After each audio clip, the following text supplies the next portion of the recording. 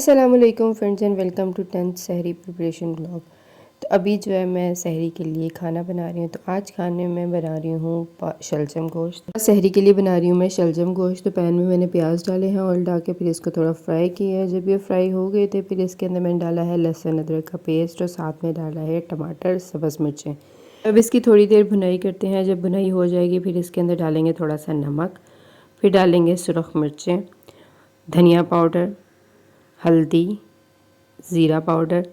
और अब इन सबको जो है वो अच्छे से मिक्स करेंगे। जब मैं इसको मिक्स किया ना तो ये बहुत ही ज़्यादा जो है वो चिपकने लग गया था स्पाइसेस की वजह से। फिर मैंने इसके अंदर डाला थोड़ा सा पानी। पानी डालने के बाद इसको अच्छे से मिक्स किया और फिर इसको जो है ना भुनाई की इसकी। फिर जब इसकी भुनाई हो गई थी और फिर मैंने इसके अंदर डाला गोश्त। गोश्त डालने के बाद अब इसकी थोड़ी देर भुनाई करते हैं। साथ ही चूल्हे पे जो है मैंने शलजम बॉयल होने के लिए रख दिए थे। तो अब गोश्त की भुनाई हो गई है, शलजम भी बॉयल हो गए हैं। अब इन दोनों को जो है वो मिक्स कर देंगे और इसको अब अच्छे से जो है वो पकने देंगे ताकि शलजम भी गल जाए और गोश्त भी गल जाए। फिर उसके बाद थोड़े से ये कोई बर्तन बने हुए थे इफ्तारी के बाद के, तो मैंने कहा चलो इसको भी धो देते हैं, क्योंकि कुछ जो है मैंने धो लिए थे। फिर मैंने कहा बाकी जो है मैं बाद में धो दूँगी।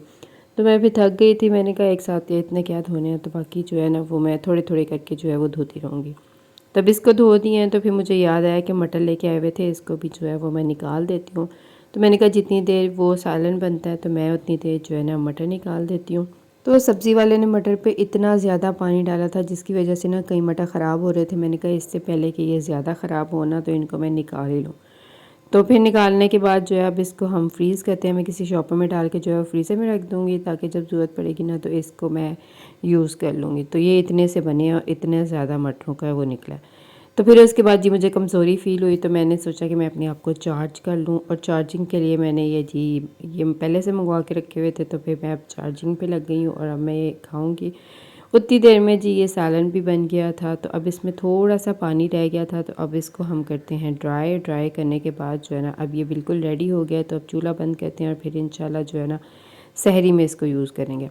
सालन बनाने के बाद फिर मैंने नमाज़ पढ़ी, नमाज़ पढ़ के जो है मैं सो गई थी। तो अब फिर सहरी में उठी हूँ। तो अब बनाते हैं रोटी पराठा जो बनाना है। तो मुझे कमेंट सेक्शन में ज़रूर बताइएगा कि आप लोगों में से कितने लोग जो हैं वो रात को सो जाते हैं और कितने जो हैं वो सहरी तक जागे रहते हैं, मुझे ये ज़रूर बताइएगा। अच्छा, पहले मैं भी जो है ना वो सहरी तक जाग लेती थी और सहरी करके जो है फिर सोती थी, लेकिन अब नहीं जाग पाती, क्योंकि अब अगर मैं जागूँ ना तो फिर जब सहरी करके सो के उठूँ ना फिर मेरा सर बहुत ज़्यादा दर्द करने लगता है। मतलब इतना दर्द करता है कुछ समझ ही नहीं आती। तो इसलिए जो है ना मैं अब सहरी से पहले सो जाती हूँ। तो फिर उसके बाद जी मैंने रोटियां शोटियाँ बना ली थी। अपने लिए रोटी थी और हस्बैंड के लिए पराठा था। तो अब डालते हैं सालन। इसको मैंने गरम कर लिया था और उसके बाद जी अब इसको प्लेट में डाला है। तो अब इसको लेके चलते हैं दस्तरखान पे। तो ये रोटी पराठा जो है रेडी है। नीचे रोटी है, ऊपर हस्बैंड के लिए पराठा है और ये सालन है।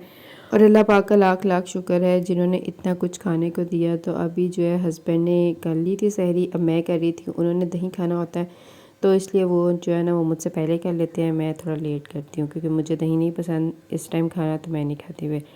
फिर उसके बाद जी हस्बे आदतन और मजबूरन मैं अब कपड़े प्रेस कर रही हूँ और फिर उसके बाद जी मैं सोऊंगी।